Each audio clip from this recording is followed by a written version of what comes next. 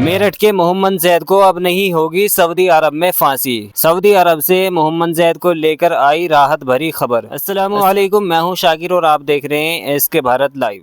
प्यारे दोस्तों, अब से 6-7 दिन पहले पुलिस विभाग द्वारा जारी एक नोटिस सोशल मीडिया पर बहुत तेजी के साथ वायरल हुआ, जिसके द्वारा मोहम्मद जैद नामी शख्स के बारे में उनके परिवार वालों को ये सूचना दी गई थी कि उनका बेटा जद्दा की जेल में बंद है। उसको नशीले पदार्थों की तस्करी केस में सजाए मौत यानी कि फांसी की सजा सुनाई जा चुकी है और जल्द ही उसको फांसी पर लटका दिया जाएगा। आप अगर कोई पैरवी करना चाहे तो इंडिया सरकार की सपोर्ट लेकर कोई उचित पैरवी कर सकते हैं। इस नोटिस के बाद मोहम्मद जैद के परिवार में कोहराम मच गया, रोना धोना मच गया, मातम सा छा गया और ये नोटिस सोशल मीडिया पर बहुत तेजी के साथ वायरल हुआ, जिससे हिंदुस्तान के सभी पेपरों में ये खबर छप गई। प्यारे दोस्तों, हमारे अंदर एक बहुत बड़ी कमी है कि हम किसी भी खबर को बिना जांचे परखे, बिना उसकी तहकीक किए उसे वायरल कर देते हैं। इसमें भी ऐसा ही हुआ, किसी ने कोई तहकीक नहीं की, खबर की सच्चाई जानने की कोशिश नहीं की और वायरल कर दी। इस खबर से पूरे देश को दर्द हुआ, हम भी इसी देश का हिस्सा है, जाहिर है हमें भी तकलीफ हुई। लेकिन खबरों के मुताबिक अब जो सच्चाई सामने निकल करके आई है वो बहुत चौंकाने वाली है। खबरों के मुताबिक अब ये पता चला है कि जो नोटिस मोहम्मद जैद के परिवार वालों को दिया गया वो नोटिस अब से 1.5 साल पुराना है, यानी कि 1.5 साल पहले मोहम्मद जैद को सजाए मौत सुनाई गई थी सऊदी अरब के अंदर और वो नोटिस अब 2.5 साल के बाद मिला है। यानी मोहम्मद जैद को सऊदी अरब के अंदर मौत की सजा अब से 1.5 साल पहले सुनाई गई थी, लेकिन फिर उसे घटाकर उम्र कैद कर दिया गया, फिर उसे भी घटाकर 15 साल कर दिया गया और अभी भी कार्रवाई चल रही है कि जो सजा बाकी है वो भी माफ कर दी जाए। बाकी बातें बाद में करेंगे, लेकिन उससे पहले आप सुनिए रियासत एडवोकेट साहब को कि वो इस खबर को लेकर क्या कुछ कह रहे हैं। जानकारी ये है कि आज हम जानकारी मिलके सोशल मीडिया पे और नेशनल चैनलों पे जानकारी मिली, तो मैं डॉक्टर शोएब एडवोकेट साहब, फरमान एडवोकेट साहब और डॉक्टर शमसुद्दीन साहब हम रछोती गांव आज गए और जैद के परिवार वालों से मिले, जिसमें उसका भाई, उसके वालिद साहब और मोहल्ले के काफ़ी लोग और मिले, उनसे बात की और इस बारे में जानकारी की।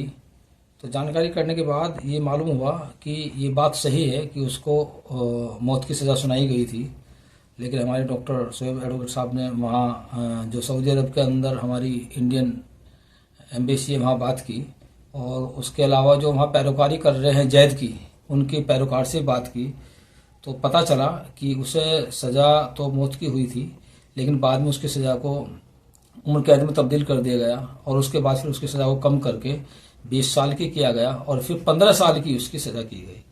और अभी भी उसमें जो कोशिश की जा रही है कि उसकी उस सज़ा को माफ़ कराने के लिए पिटीशन डाली हुई है और जो जुर्माना वगैरह कुछ उससे सज़ा कम हो सकती है वो जमा करा के इंशाअल्लाह मार्च या मई तक वो घर आ जाएगा, अपने घर वालों से मिल लेगा। तो अच्छी सुकून की बात यह है कि वो मौत की जो सज़ा थी उससे बच गया है और जल्द ही वो अपने घर आएगा और अपने घर परिवार वालों से मिलेगा।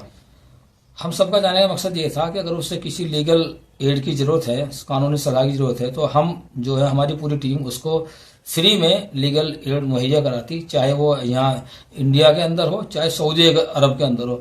वहाँ भी अगर हमें जाना पड़ता तो हम सऊदी अरब के अंदर भी अपने खर्चे पर फ्री में उसको वहाँ से उसकी मदद दिलाकर और उसको छुड़ाने की कोशिश करते।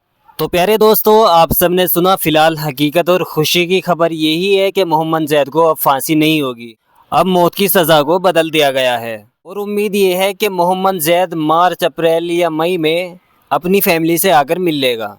लेकिन साथ ही सवाल ये भी पैदा होता है कि ये नोटिस 1.5 साल तक कहाँ पड़ा रहा, कहाँ अटका रहा, इसकी भी जांच होनी चाहिए।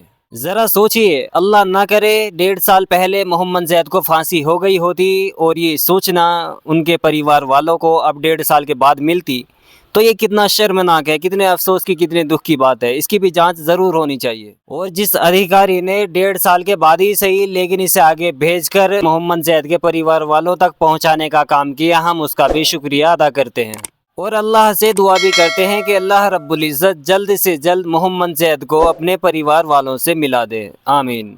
प्यारे दोस्तों, आप इस वीडियो को कैसे देखते हैं? ये नोटिस 1.5 साल तक कहाँ पड़ा रहा, कहाँ अटका रहा, इसकी जाँच होनी चाहिए या नहीं? क्या सऊदी अरब जाकर के अक्सर लोग फंस जाते हैं? तो क्या अब जो लोग सऊदी अरब या दूसरी किसी अदर कंट्री में अपने घर परिवार को छोड़ करके कमाने के लिए जाते हैं, उन्हें एहतियात बरतने की ज़रूरत है, सावधानी बरतने की ज़रूरत है, या फिर उन्हें जाना चाहिए या नहीं। और हमें कोई भी न्यूज़ वायरल करने से पहले उसकी तहकीक करनी चाहिए या नहीं। आप क्या राय रखते हैं? अपनी राय कमेंट बॉक्स में ज़रूर लिखें। प्यारे दोस्तों, आज की वीडियो में बस इतना ही। जल्द मिलेंगे किसी नई वीडियो के साथ, तब तक के लिए अल्लाह हाफिज़।